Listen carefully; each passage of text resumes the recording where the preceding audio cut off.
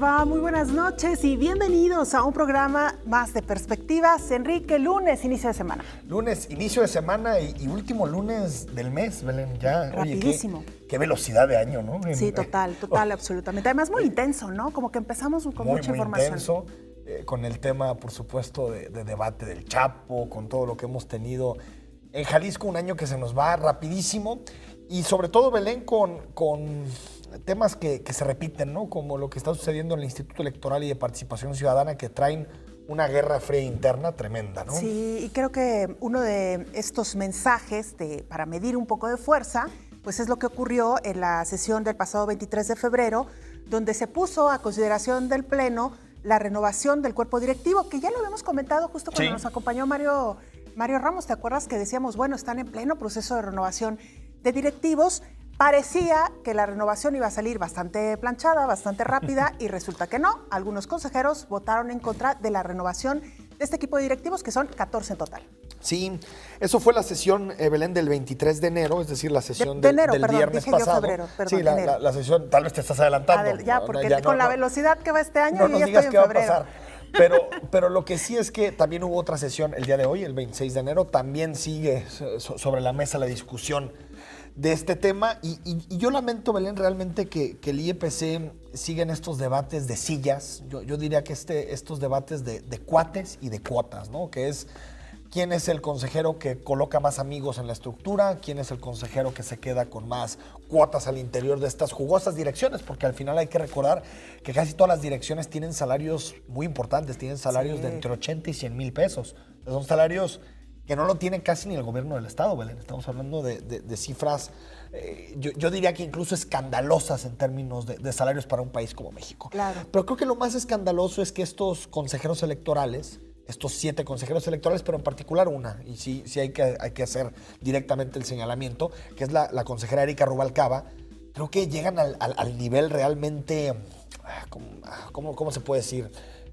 De demasiada ambición y de codicia, de pedir choferes, asistentes, cuestiones que realmente no tienen nada que ver con el funcionamiento de una institución como el IEPC, y que también nos habla, Belén, no sé si estarás de acuerdo conmigo, con esta idea de que muchos consejeros no entienden la situación por la que atraviesa el IEPC.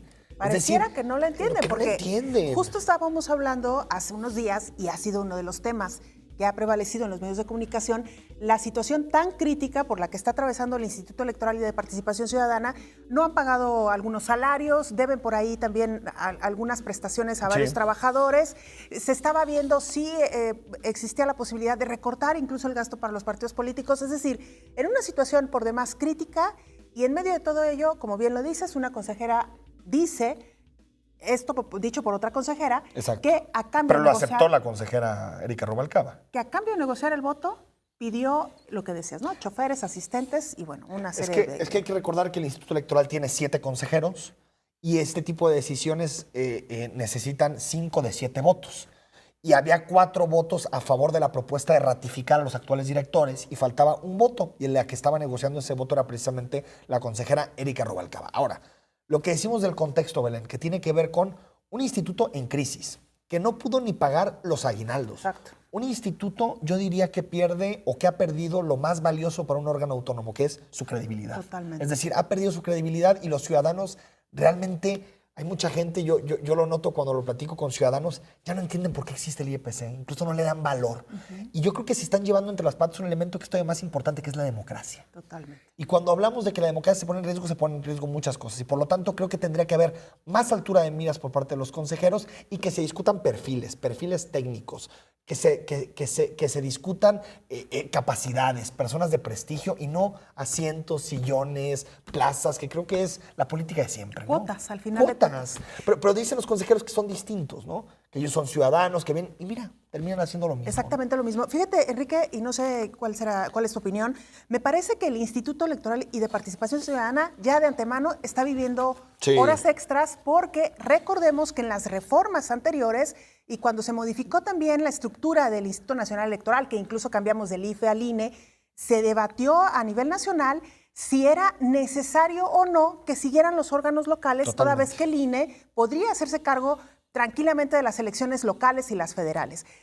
Hubo un debate, hubo una carta, ¿te acuerdas? Que firmaron los presidentes sí. en ese tiempo de los institutos y dijeron, por favor, déjennos, se crucificaron y dijeron, son indispensables los institutos electorales. Bueno, lo que ha venido demostrando a lo largo de este tiempo es que en realidad es esto, lo que es necesario para seguir manteniendo estos salarios, estos puestos, estos cotos de poder, pero en realidad lo que menos hemos visto es una participación real y además discusiones profundas en torno a lo que es el proceso democrático en nuestro país y cómo podemos tener una mejor democracia y sobre todo menos cara, ¿no? Sí, yo creo que diste en el punto. Yo creo que gran parte de la falta de credibilidad del IEPC tiene que ver con lo que nos cuesta la democracia. Es decir, los ciudadanos dicen, a ver, volteo y veo consejeros que ganan 130, 140 mil pesos, ¿no?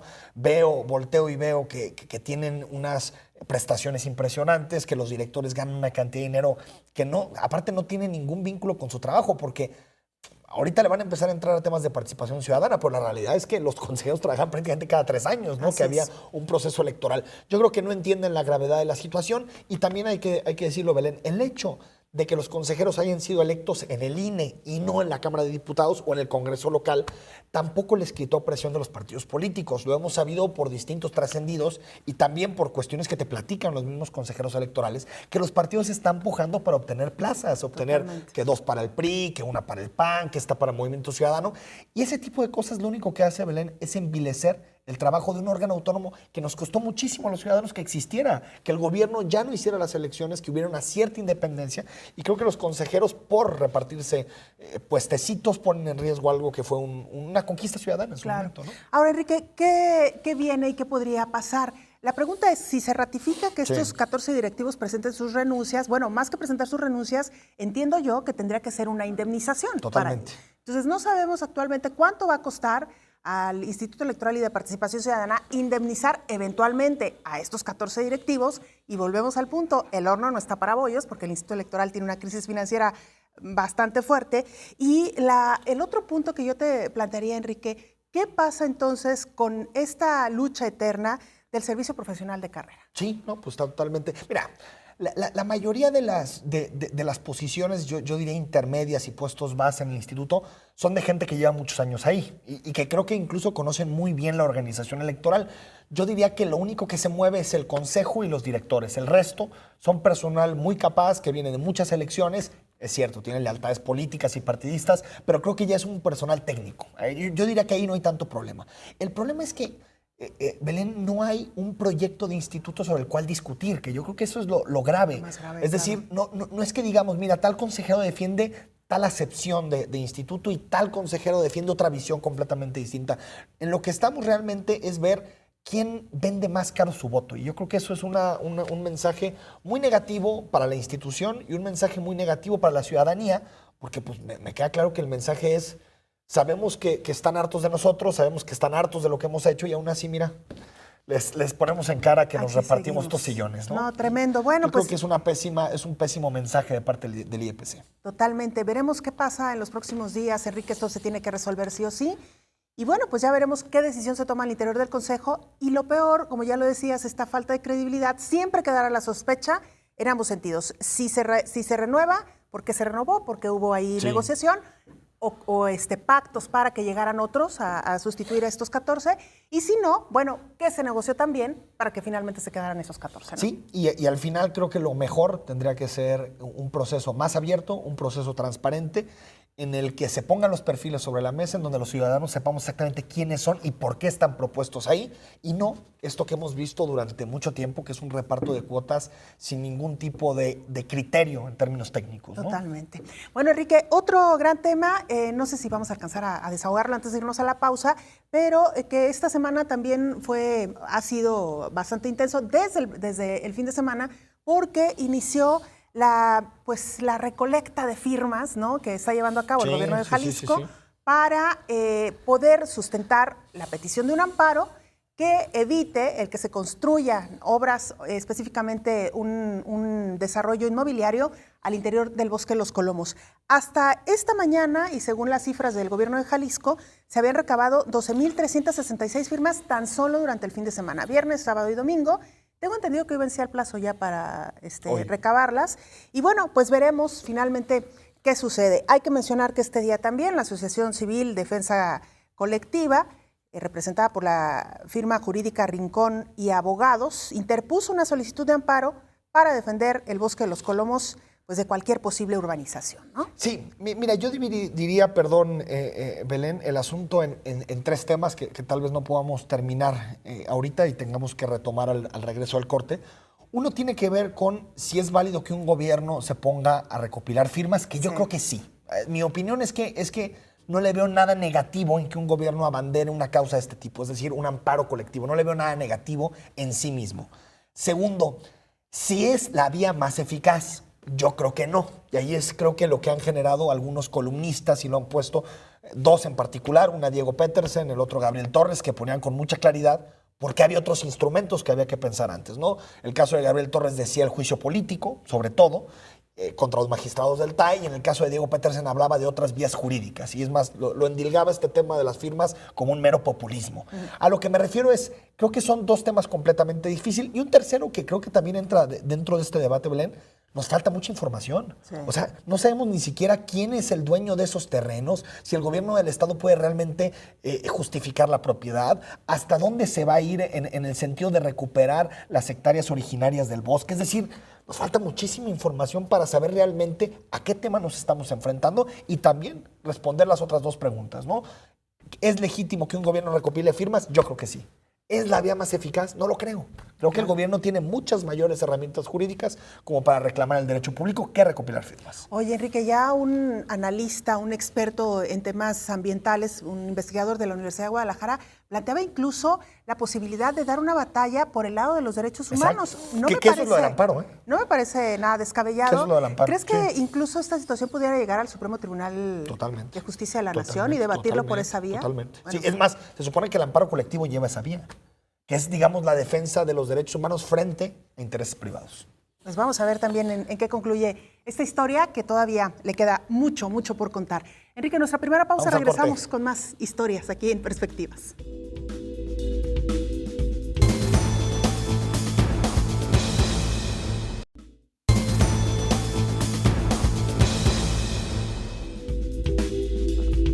Estamos de vuelta en Perspectivas. Muchas gracias por acompañarnos esta noche de lunes.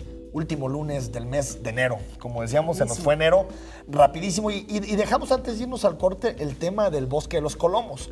Distintos debates, desde si es la vía más eficaz esto de andar recopilando firmas, si existen otras formas mucho más claves para atacar el problema, digamos, de falta de protección que tienen los colomos y tercero, pues la información que no tenemos sobre la mesa. Ahora, quitando estos tres temas que ya los estábamos abordando en el segmento anterior, yo creo que sí hay detrás de este tipo de apuestas, Belén, no sé qué opines, digamos, un sesgo político y partidista. ¿A qué me refiero? Creo que el gobernador está muy cerca de su informe de gobierno, será en unos cuantos días, y este tipo de temas, yo diría, rosas o temas que casi no generan disidencias, le vienen bien, ¿no? Con relación a su informe. Y en el caso de Enrique Alfaro, el pasado 8 de enero cumplió 100 días en el gobierno y creo que es también un tema que le viene bien en términos de imagen y de opinión pública. Lo que creo es que está pesando más esos cálculos partidistas que realmente la estrategia eficaz para defender el Bosque de los Colomos. Sí, fíjate que ahora que lo pones sobre la mesa, Enrique, leía también por ahí una columna o un trascendido, no recuerdo ahora exactamente en qué diario lo leí, pero como en los últimos días, tanto el gobernador como el alcalde de Guadalajara han venido caminando como por vías paralelas, ¿no? Con temas muy similares, saliendo a medios con esos temas. Mencionaban el caso de los Colomos, pero mencionaban también el Zapotillo. Sí, claro. Mencionaban también la figura, qué figura quedaría mejor para el estado de Jalisco en cuestión de seguridad, me refiero a los cuerpos policíacos. Bueno, pues en donde no están tan de acuerdo, pero efectivamente han ido como caminando en línea paralela, ¿no? Sobre estos mismos temas. Bueno, es que creo que de aquí, no sé qué opinas, Belén, pero creo que de aquí a finales de año es el periodo de colaboración más longevo que tendremos entre Enrique Alfaro como, digamos, una especie de gobernador metropolitano y el caso de Aristóteles Sandoval, el gobernador del estado, que creo que es un periodo de que todo está puesto, la mesa está puesta para los acuerdos políticos, ¿no? Si se están logrando los acuerdos políticos adecuados o no, ese es otro debate, pero creo que los intereses ahí los veo claramente alineados para que exista colaboración por lo menos estos meses. Ahora, creo que el Bosque de los Colomos amerita una visión que trascienda este tipo de digamos, de coyunturas políticas. Totalmente. Y que vaya hacia una política de Estado en donde sepamos cuáles son los intereses que realmente están amenazando a los colomos, que este tipo de magistrados, como el caso particular 2, Alberto Barba, y el caso de Armando García Estrada, que realmente respondan por sus sentencias que han tenido en los últimos meses. Es decir, creo que tendría que trascender el tema de los colomos mucho más de los políticos a una agenda de rendición de cuentas que creo que no está planteada, ¿no? Tomarse en serio lo que significa el Bosque de los Colomos para la zona metropolitana Exacto. de Guadalajara. Ahí está. Son nuestros escasos pulmones que tenemos y no solamente el Bosque, Enrique, me parece que si los gobernantes nos quieren convencer y ganar un poquito de confianza, tendrían que ir más allá del Bosque de los Colomos, aprovechar esta coyuntura y decir, señores, es el Bosque de los Colomos, pero es la Barranca, pero es el Bosque del Nisticuil, pero es la Primavera, pero es nuestro río Santiago. Es decir, Sí. si no se hace un trabajo integral, pues lo único que queda es esto, ¿no? Como estas llamaradas de petate que se usan de manera coyuntural y casi que de manera política. Y es que mucha gente lo dice, el Bosque de los Colomos tiene pues esta especificidad geográfica dentro de la ciudad que permite que gente que tiene micrófono o gente que tiene acceso a la opinión pública pues haga demasiado escándalo por los colomos, ¿no? Sí. Está en el poniente de la ciudad, está en zonas acomodadas, forma parte de la rutina de mucha gente con recursos en la ciudad. Es decir, estamos hablando de un bosque que trasciende lo icónico, lo importante que es para la ciudad bajo cualquier luz, pero aparte está situado en una zona de la ciudad que le permite tener, pues ahí, ¿no? Las luces puestas. Poco, y por claro. supuesto, como tú dices, hay muchísimos bosques más. Bueno, empezamos por el Centinela, el Nisticuil, que ni siquiera reciben la mediana atención y que están amenazados día a día Claro. por intereses inmobiliarios y por sentencias jurídicas que claramente atentan contra el interés público, ¿no? Vamos a ver qué pasa también en el caso del Bosque Los Colomos y pues ya lo hemos percibido a través de las preguntas que algunas veces hacemos en los espacios noticiosos. Claro. Pues la gente no cree muy poquito en esta recolecta de firmas. Sí. El hecho de que venga de gobierno del Estado ya les da cierta suspicacia y entonces muchos prefieren no participar. Vamos a ver si Es que hay un argumento, ¿no?, que se dice, los gobiernos actúan y los ciudadanos reclaman, ¿no? Es decir, cuando un ciudadano o cuando los ciudadanos de alguna forma se ponen de acuerdo y empiezan a recopilar o recolectar estas firmas, pues parece que tienen por lo menos un origen más defendible. Totalmente. Cuando no vemos eso, cuando vemos a los gobiernos en primera línea, parece que el objetivo es otro, ¿no? Claro. Oye, Enrique, ya que andamos por temas ambientales, otro caso gravísimo, realmente de escándalo, lo que está ocurriendo en Quintana Roo con este Totalmente. desarrollo conocido como pues el manglar Tajamar, Tajamar. ¿no? Hay un poquito de contexto. En la madrugada del 16 de enero ingresó una maquinaria a la zona del manglar Tajamar en Quintana Roo. Según algunos activistas, devastaron el 90% de este manglar y, bueno, la tala de manglar se llevó a cabo para concretar la construcción del proyecto inmobiliario Malecón Tajamar. ¿Quiénes son los actores? ¿Quiénes están involucrados en esta historia? Bueno, pues son varios. Para empezar, el Fondo Nacional de Fomento al Turismo, Fonatur, que es el responsable de la planeación de este malecón y además pues el responsable de haber creado el proyecto desde hace 15 años. Este proyecto fue presentado a la Semarnat, quien en 2005 otorga la autorización en materia de impacto ambiental, pero en 2015 la Profepa suspende temporalmente las actividades de este proyecto y ¿qué crees? Un juzgado federal determina dejar sin efecto la suspensión. Otra vez tribunales, otra vez son pues precisamente este ámbito que está dando marcha atrás a decisiones que parecen totalmente lógicas, Enrique, y que sin embargo los magistrados pues parecen no verlo así. Sí, y es que parece, Belén, que el objetivo de este, yo diría turismo depredador, ¿no? Porque al final lo que ha pasado con la Riviera Maya, una de las zonas ecológicamente más diversas del mundo, es decir, con más especies de fauna, flora, lo que ha sucedido es una política de desarrollo de turismo que es totalmente incompatible con el medio ambiente. Es decir, vemos cómo de la noche a la mañana, en escasas 24 horas, se erigen torres tremendas, ¿no? Y desarrollos de hectáreas y hectáreas que tienen que ver con un turismo así, ¿no? Muy poco sustentable y con muy pocas opciones de futuro. Lo que creo, Belén, es que esto parte de un modelo en el que México, lamentablemente, ha sido uno de sus principales impulsores a nivel mundial, que es el turismo, que no tiene nada que ver con la protección del medio ambiente y que lo que hace es, en realidad, convertir selvas, convertir ecosistemas diversos en hoteles, ¿no? Una tristeza porque, como todos sabemos, los manglares tienen una función específica, como muchos de los pues el de los ecosistemas que forman parte de nuestro planeta. Afortunadamente hay un grupo de activistas que está trabajando intensamente por detener el proyecto, porque lo perdido ya está perdido. Totalmente. Son una cantidad impresionante de hectáreas, 50 hectáreas de manglar. Hoy decía un experto en estos temas que si se detuviera el proyecto, tendría que pasar 30 años para recuperar el manglar que ya fue talado. Greenpeace México también ya intervino, publicó en su sitio web un blog titulado Ecocidio en Tajamar, y también se están recolectando firmas a través de la web para frenar definitivamente este proyecto. Y casi siempre detrás de estos permisos, Belén, casi siempre hay corrupción política. Sí. Intereses económicos. Intereses económicos, pero que se logran colar y que logran solidificar sus intereses a partir pues, de complicidades de parte de los funcionarios públicos y de los políticos.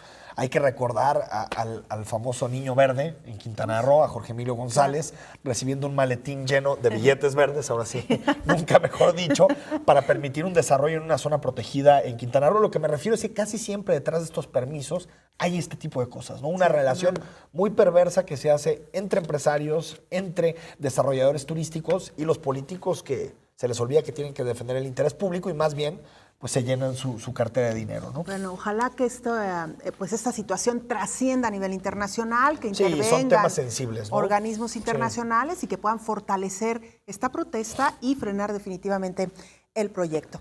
Enrique, otros temas políticos en nuestro país también. Antes de irnos al corte, Belén, digamos uno de los personajes del fin de semana fue sin lugar a dudas Margarita Zavala, ¿no? La esposa del presidente Felipe Calderón.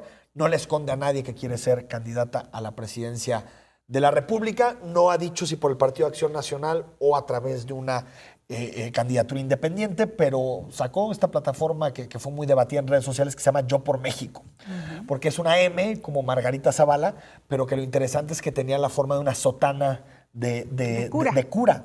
Entonces, bueno, la relación también de lo conservadora que suele ser Margarita Zavala en distintos temas, pero creo todavía, no sé qué opines, Belén, que la debilidad de Margarita Zavala o la debilidad estructural es que en realidad no solo es la esposa de Felipe Calderón, que eso ya le genera negativos de entrada con mucha gente, sino que aparte comparte prácticamente todo el proyecto de Felipe Calderón. Se le hicieron 2 o 3 entrevistas durante el fin de semana y pues no se distancia ni un ápice del proyecto presidencial que tuvo en su momento Felipe Calderón, y creo que eso le complica tanto obtener la candidatura del Partido de Acción Nacional como poder llegar a Los Pinos en 2018. Sí, totalmente. Y mira, hace unas semanas que entrevistamos a Francisco Ramírez Acuña, un personaje muy cercano a Margarita, bueno, ni qué decir de Felipe Calderón, ni más ni menos que fue quien destapó a Felipe Calderón para que fuera candidato a la presidencia.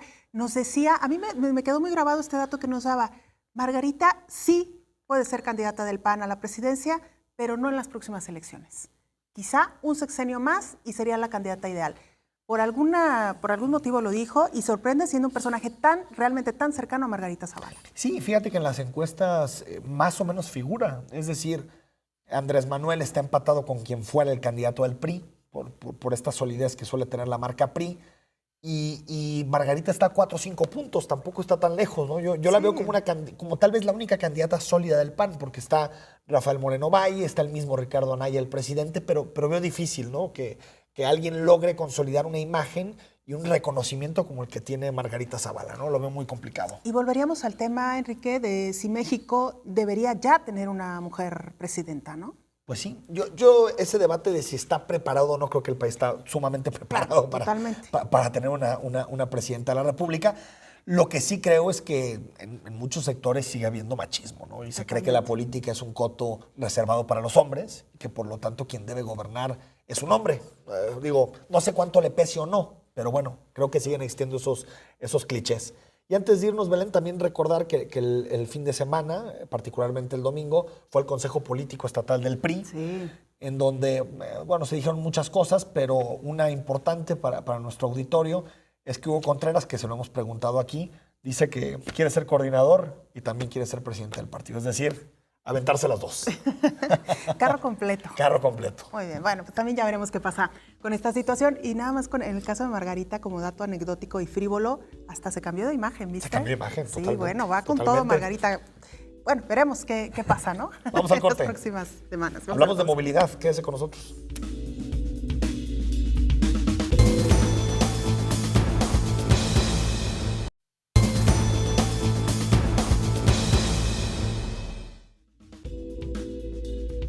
Estamos de vuelta en Perspectivas. Platicamos esta noche sobre movilidad, un tema clave para la ciudadanía y un tema que hemos discutido mucho aquí en Perspectivas. Y saludamos a Horacio Villaseñor, él es director de Planeación y Profesionalización de la Secretaría de Movilidad. Horacio, muy buenas noches. Buenas noches, Belén. Bienvenido. Buenas noches, Enrique. Gracias por acompañarnos. Y Gustavo Flores, director de licencias de la Secretaría de Movilidad. Muchas gracias. ¿Qué tal? Gracias. Buenas noches a los dos. Pues comenzar con el tema del proceso de reclutamiento para la policía vial. Se discutió mucho incluso cuando se dieron las cifras en su momento de la policía vial. Muchos pensamos, ¿a poco hay tantos policías viales bien calificados? Pero bueno, platícanos un poco de los números, Horacio, en este tema. Sí, muchas gracias. Mira, primero hay que decir que es un proceso de selección, yo creo, inédito. Sí. Y ahora te explico por qué. Es un proceso público y abierto. O sea, se publicaron las reglas del juego y se abrió a todas las personas que cumplieran con ciertos requisitos. Sí. Esta convocatoria nos permitió, digamos, en la primera etapa, que es la de recibir a los interesados la semana pasada, y checamos la estatura, el peso, la agudeza visual y sus documentos, y hicimos unas entrevistas. Ya. Se presentaron 2.500 aspirantes. Ok. Y de esos 2.500 aspirantes pasaron solamente 900. O sea que de cada 3, Como el 40% casi. 2 no pasaron. Exacto. Y de esos 900, 200 fueron mujeres, 700 varones, Ok. o sea, 80-20. Ese 80-20 es como está constituida hoy la plantilla de la Secretaría de Movilidad. En general. En general, Ok. así está. Ok. Y entonces, la indicación del señor gobernador, Aristóteles Sandoval, y del secretario de Movilidad es tratar de ir compensando esa diferencia. O sea, buscar la paridad. Y para eso, la indicación es de que de las 200 vacantes que tenemos hoy, 140 serán para mujeres, al menos esa es la aspiración, ¿sí? Pero el proceso, además de que es público y abierto, es un proceso que está vigilado por más o menos alrededor de 10 organizaciones civiles, para evitar que haya, más bien para localizar a los mejores. El proceso de reclutamiento. El ¿te proceso de refieres? reclutamiento. El eslogan es buscamos a los mejores, pero no solamente es un eslogan. Yo creo que es más que un eslogan. Es la filosofía de este proceso. Mira, lo que se desea, en el fondo, es recuperar el orgullo de ser un policía vial. Y para eso hay que ganar un proceso limpio, transparente, ¿no? Y realmente ser de los mejores. Y los mejores implica desde el hábito del personaje hasta la inteligencia y la fuerza, ¿no? Entonces, por eso yo decía al inicio, creo que es un proceso inédito. Horacio, este proceso, entendemos, viene de una evaluación que se hizo al interior de la propia Secretaría de Movilidad, en la cual varios de estos elementos no pasaron el examen. Cuéntanos cómo fue este proceso y un poco cómo quedan los números finales. Es decir, ¿cuántos no pasaron el examen? Entonces, ¿cuántos hay que sustituir? Mira, la plantilla está compuesta por alrededor de 1.900 elementos. Digamos, esa es la plantilla autorizada. Ok. Y actualmente hay 140 vacantes, pero en los próximos días habrá 200, que es para el proceso que estamos haciendo. Tu pregunta concreta, estimo que reprobaron alrededor de 400. Entonces quiere decir que en los próximos meses habrá seguramente otra convocatoria. ¿Para otras 200 plazas? Para otras 200 plazas. Sin embargo, el proceso tiene que ser Gradual, digamos. gradual, porque no puede, para la Secretaría de Movilidad es muy importante que la ciudad no se quede sin agentes. Entonces, por un lado, hay el proceso de mantener en las mejores condiciones a los que están, retirar porque la ley obliga que no estén en la plantilla a los que no pasaron el examen de confianza, y reclutar de una manera como la estamos haciendo, abierta, a los nuevos.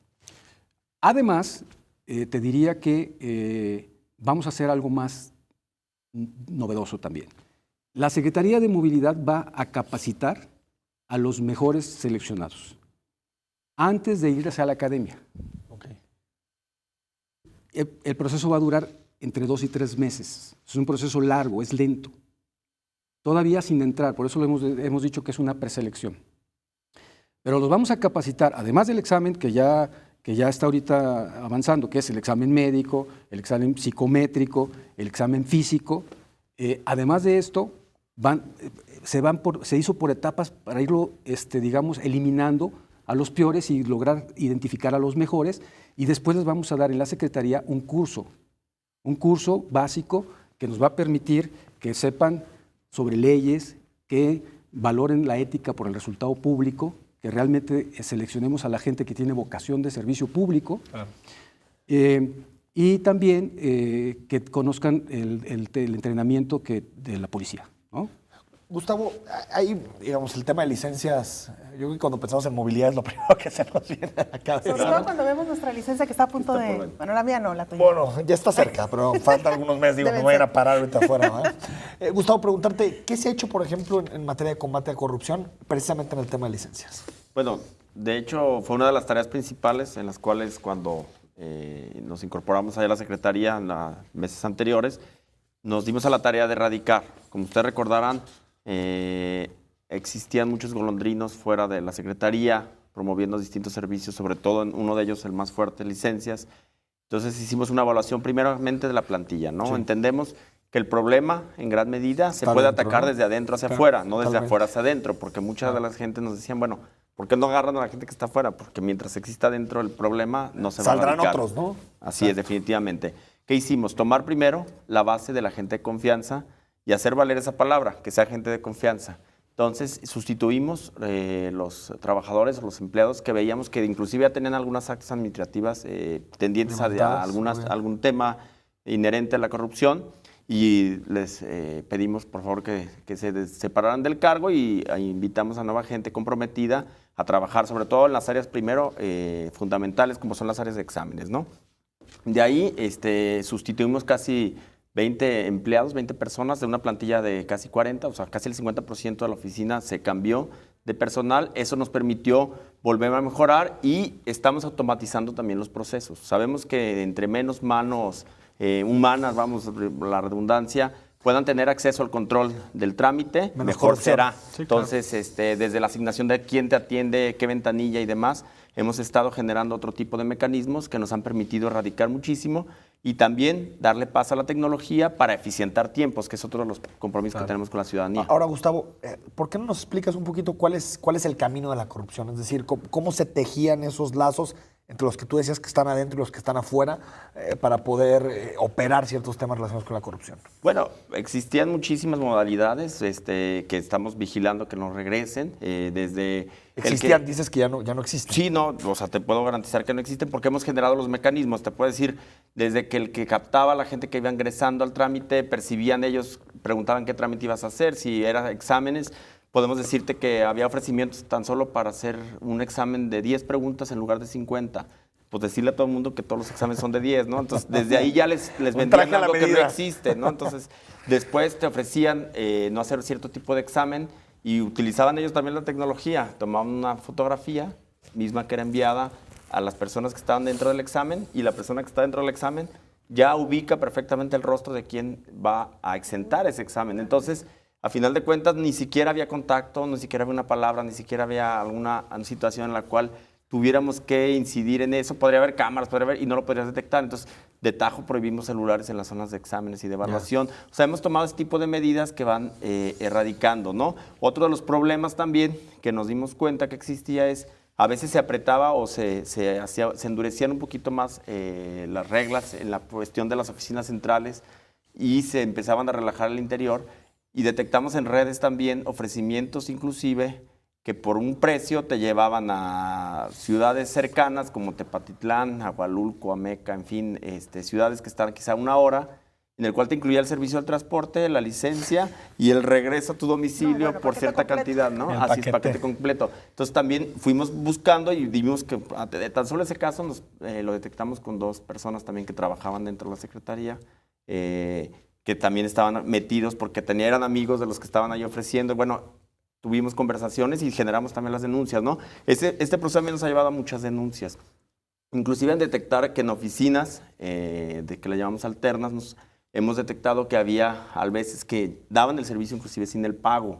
También ya hicimos denuncias que ya están inclusive en Fiscalía, ya están en proceso de averiguación De manera que te digo que hay muchísimas modalidades por las cuales hemos encontrado anomalías, ¿no? Claro. Entonces, todas las que hemos detectado, las hemos atacado, hemos estado trabajando con ellos, al grado también que es otro rubro muy completo, que es el de las licencias especiales o de choferes, ¿no? Claro, Que también ha ahorita sido lo polémico. platicamos. Bueno, antes de que nos cuentes y sobre todo cómo se han reducido los trámites y los tiempos para la renovación o para una licencia nueva, yo te quiero preguntar, ¿qué tanto se ha debatido acá en Jalisco la posibilidad de tener una licencia definitiva? Es decir, que ya no haya necesidad de renovarla como sucede en otros estados de la República o incluso en otros países. No ha sido un tema realmente de debate. Hemos estado haciendo una comparativa. Somos de los estados que más vigencia le damos al documento. Sí sabemos también que hay algunos que a lo mejor le dan 5 o 6 años, pero hay estados que le dan inclusive 1 año, como Baja California, hay estados que le dan, como Hidalgo, le dan 2 años nada más. El promedio son 2 años nada más y el DF apenas está migrando a darle el brinco a quererla hacer vitalicia. Exacto. Pero apenas está iniciando con ese proceso y no sabemos qué tan eficiente puede ser. Esto de vitalicia va ligado también a un sistema de calificación. O sea, no podemos dar una licencia como un cheque al portador porque al final de cuentas es una herramienta en la cual yo me certifico y me califico para manejar un vehículo que puede tener ciertas consecuencias en las calles. ¿Qué pasa o por qué pasa el brinco de hacer la vitalicia? Porque la condicionas a ciertos puntos. Trabajan a través de puntos donde tú cada infracción que cometes vas penalizándote puntos. Entonces tienes, por decirte un caso, Francia, que es lo que sucede, que tiene 12 puntos cuando pierde la licencia. Un semáforo es 1 punto, una fotoinfracción quizás son 2 puntos, un choque con dolo son 6 puntos. ¿Y eso no lo podríamos hacer? Sí, claro, podríamos llegar a eso y de hecho es la intención a través del registro en el cual vamos avanzando. Ya con el transporte público estamos detectando todos los incidentes que estamos dando o todos los incidentes que van sucediendo y se castigan las licencias inmediatamente cuando hay responsabilidad de los choferes. Entonces, eventualmente, cuando terminemos con ese transporte público, eventualmente podríamos hacerlo con los ciudadanos, ¿no? Por eso es vitalicia, porque al final de cuentas puedes perderla. Si tú tienes un accidente donde va combinado con alcohol, tú pierdes automáticamente, te condicionan a tomar un curso muy riguroso, te penalizan cierto tiempo sin licencia y después pagas una multa. Por ejemplo, en el caso que te comentaba de Francia, pagas alrededor de 1.500 euros, vas al curso, te penalizan como 1 año y después vuelves a tener otra licencia con 12 puntos y vuelves a empezar tu historial. Entonces, por eso son vitalicias, porque al final de cuentas van condicionadas a ciertos puntos. Ahora, antes de volver con Horacio a algunos temas de policía vial, preguntarte si, por ejemplo, el caso de que algún político, funcionario, empresario, alguien con relevancia, digamos, no puede echarle una llamada a algún funcionario de movilidad y decirle, oye, échame la mano con mi licencia. O sea, ¿ese tipo también de procesos están erradicados? Sí, también es uno de los procesos que estamos ahora sí que abatiendo todos los días. Sí había pues malas costumbres, quizá, por llamarlo de alguna forma, en la cual trataban de ejercer influencia y venía la tarjeta, venía esto.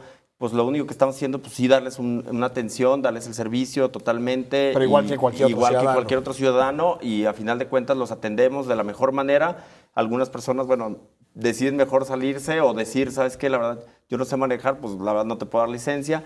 Pero a final de cuentas sí es una práctica que también existía, ¿no? Vamos a un corte y seguimos platicando sobre movilidad esta noche en Perspectivas.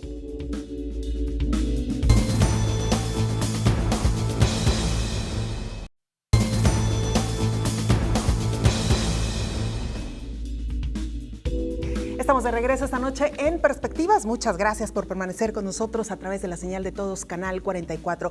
Y por supuesto que recibimos sus comentarios y opiniones a través de nuestras cuentas institucionales en Twitter y Facebook, @Canal 44 TV en Twitter, Canal 44 en Facebook. Hoy con un tema bastante sensible, Enrique, la movilidad. Algo que nos afecta, por supuesto, a todos los que habitamos este estado, particularmente hoy, zona metropolitana de Guadalajara, ¿no? Y vamos a escuchar un sondeo que tenemos de muchos ciudadanos que se interesan por este tema.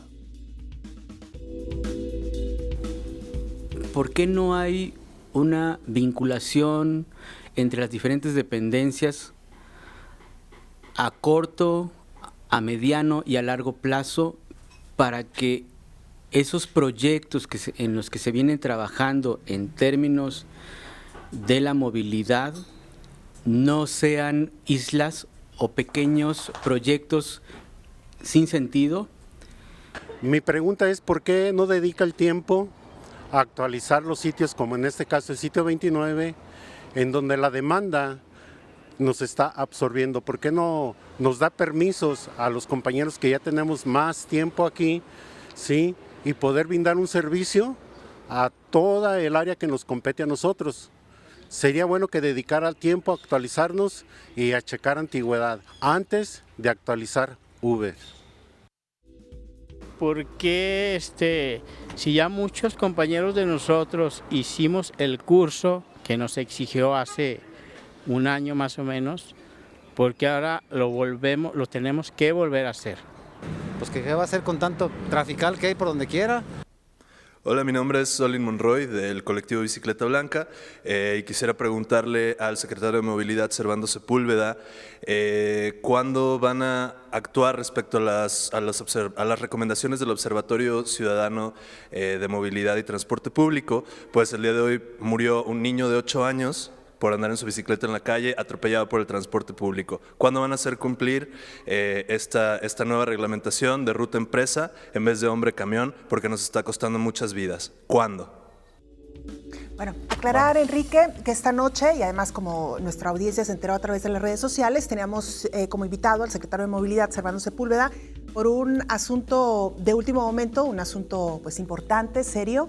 No pudo acompañarnos esta noche y es por ello que contamos con la presencia de algunos de sus funcionarios, a quienes recibimos también con mucho agrado, mucho gusto, porque además también son temas, sus áreas, pues bastante importantes dentro de la movilidad. Ahora, Gustavo, tú me decías que querías responder una de las preguntas puntuales que hacían. Sí, uno de los comentarios respecto al sondeo refería que por qué estábamos pidiendo que se repitieran unos cursos. Más que nada explicarles que es una situación en la cual nosotros detectamos que para tener una licencia especial, licencia especial se llama transporte público, servicio público, transporte de carga o carga con explosivos, que son prácticamente las gaseras. Se modificó la ley de movilidad, recordarán, en 2013, y se exigió que para hacer la renovación de la licencia tengan un curso de 70 horas, en el cual no tanto se les enseña a cómo manejar o conducir un vehículo, sino qué responsabilidad tienen frente a la ciudadanía en la calle, cuáles son las normatividades aplicables, porque no es la misma normatividad aplicable para un ciudadano normal que para un transporte de carga o un transporte público.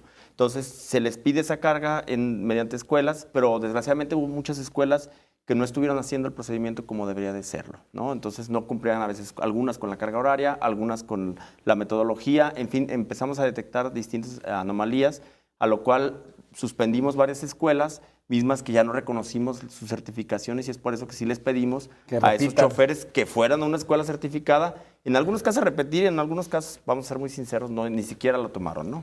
Horacio, ¿alguna respuesta para estas preguntas? Sí, mira, hay que destacar que el secretario, el maestro Servando Sepúlveda, tiene alrededor de 4 meses en el puesto y que se está relanzando la Secretaría de Movilidad. Hoy hay una nueva relación entre sociedad y CEMOP, ¿no? Hacia allá vamos. Entonces, muchas de estos cuestionamientos, seguramente este año será el año de la movilidad y seguramente este año se van a resolver. Un ejemplo. Esto de la convocatoria para reclutar nuevos agentes es solamente el primer paso porque vamos hacia un servicio público de carrera. O sea, es un servicio público de carrera donde el primer paso es convocatoria publicada y abierta, con observadores ciudadanos, con capacitación, ¿no? Y entonces después seguirá el tema de la permanencia digna, policías orgullosos de haber ganado un concurso limpio, y luego la profesionalización y finalmente la evaluación continua. No hay tampoco un servicio público de carrera en la Secretaría y este año va a quedar, digamos, concluido. Ahora, cambiar la imagen, cambiar la movilidad, cambiar todo esto lleva mucho tiempo. Mucho tiempo. Y hay que decirlo, se están dando los primeros pasos, eso es muy importante. Y además tiene que ver también con un aspecto cultural, como ciudadanos, cómo hemos contribuido a que todo esto se descomponga, ¿no? Que la Secretaría de Movilidad pues, sea una de donde más ha imperado la corrupción durante años. Seguramente vamos a tener que romper muchas inercias y paradigmas, pero, insisto, estamos dando los pasos necesarios. Horacio, perdón. En la sustitución de estos agentes viales o de la policía vial, ¿qué tanto se está cuidando el perfil, por ejemplo, para que no caigan en casos de corrupción tan cotidiana, ¿no? Yo sé que de pronto es imposible blindarlo del todo, pero al menos que no exista la imagen, como decías tú, Belén, de que pues, siempre que te topas con un agente vial, siempre hay posibilidad de arreglo y de violar la ley y de saltarse la ley. Mira, el problema es tan complejo que las soluciones van a ser todas. ¿no? No solamente la tecnología. El secretario ha dicho que hay la idea de poner cámaras en los vehículos y de lograr ver y escuchar lo que suceda. Los agentes informarán por qué detienen a alguien antes de hacerlo, Claro. ¿no? Esto es tecnología. Ayuda. Ayuda. Pero no resuelve el fondo. Pero no resuelve el fondo.